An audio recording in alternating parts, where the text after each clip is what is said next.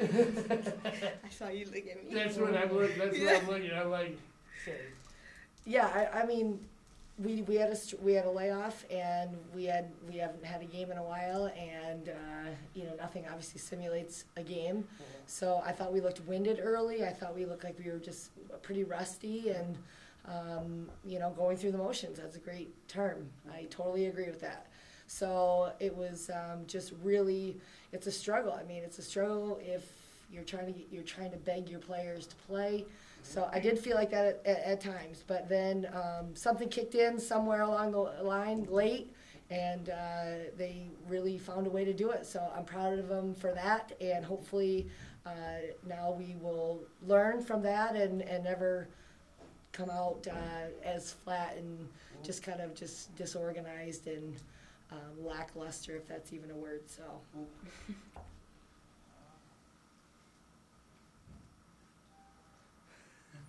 Put me on the spot. Well, okay, well then I'll ask, Coach, you managed minutes real well down late in the game with Rita being in foul trouble. How did you know that really basically the whole team just came up big towards the end? How did you know that who and what to go out on the court against a real tough Loyola team? Yeah, I mean, we actually, Sharita didn't play for 2 days in practice, so she was sick. So we said, hey, you know what? And didn't I preface it by saying, Rita just got her 4th foul, so she's not practicing today, or she's not in the game, so we need to go ahead and treat it like that, because we are going to have times that happens. So just did a really good job of kind of turning our offense a little bit more spacing, more ball screens, and it was really nice to see like Misha being able to come off those ball screens and get some good action at the basket, and of course Megan hitting a big 3 and then Misha hitting another big 3. So we during that stretch they kept the game close, and I truly believe they could have finished it out, but we did bring Rita back in, and she's such a big presence that it opened up a lot of other things, and we had to obviously go zone to protect her a little bit, so it just happened to work. Now, Coach, this was Sinead's first game back, I believe. Second? Yeah. Okay. I'm sorry. Early in the year, you told me there was not a very good chance she would be coming back. Right. How do you feel? How far has she come from that time that we talked, and just talk about what she has to do to get back in that game mode that she played in last year?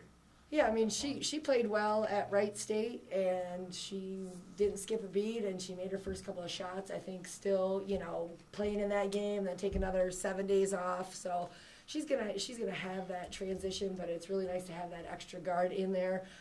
But thankfully, like Misha had a heck of a game today, and if we can get a couple of our guards being able to play like that nightly, and she just adds to it. She just adds to it, and we know that she can score. But she's going to take a little bit of time to get back rolling like she was, and she hasn't been out there for a while. So, but we're confident that she works at it enough, and that she cares enough, that she is, even if she's not putting up 20 points a game, she's doing other things well. Now, on offense, is your goal to get the ball to Sharita every time? Because I kind of heard you yelling a little bit, get the ball inside, and that opens up the outside shooters. But just how important is to get the ball inside? Oh, this is for me? You don't want to do. Well, I'm sure she could probably answer. Okay, yeah, I can answer this one. Is it difficult to get the ball inside to her? It depends on how the defense is playing us. And if they're obviously behind, it's more easier to get the ball in. But if they're in front, then you got to worry about, the help and when it's the right time to throw it to her and things like that. But like Coach said, when you give it to the post, good things happen, and that's what we're trying to continue to do and build upon. Mish, can you, there's going to be about 3 or 4 teams that you guys are going to have to jump over. Oh, yeah. And, you got a team coming in on Saturday that can be a very pesty type of team. How you guys are going to deal with them? We just got to keep our composure, the text, the plan to their level, and, trying to fight back. We just got to come out and play our game, let them do what they do, and let the refs call the game. Coach, talk about this game. It's the second game in a row where really the team really had to grind it out at the end, and that's really a good sign of a team out there is Really when a team is coming back on you, just holding them off. Loyola did jump out in front, but this team came right back, hit some shots, never really got down. So just talk about that closing out mentality you want to build for this team.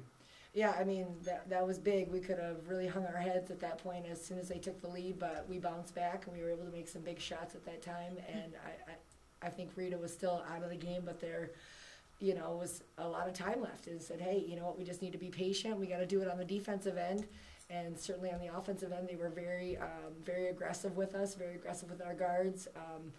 Rosie didn't have her greatest game today, but they really pressured us into taking shots we didn't want to. But it was nice to see that the leadership, the experience of, even if they're post kids, Yar and Megan being able to get the group together, Misha, and just go ahead and say, hey, we're just going to answer it, keep it close, and hopefully, when Rita comes back in, that we'll be able to go ahead and take the game.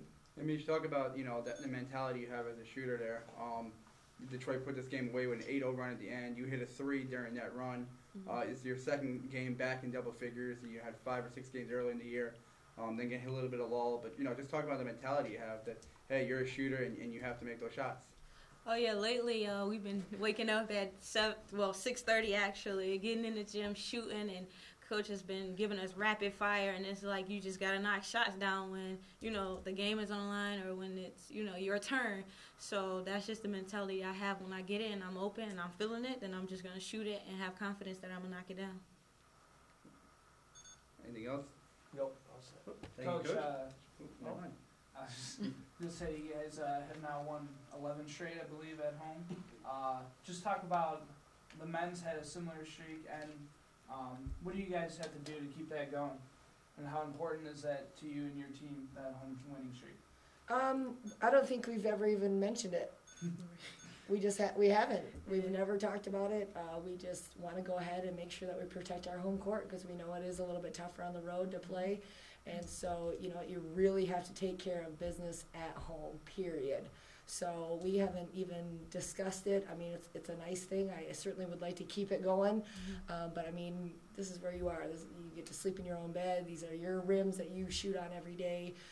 So we should be more comfortable in that scenario and play well at home, period. So that's just our mentality, and we just hope that we can keep it going.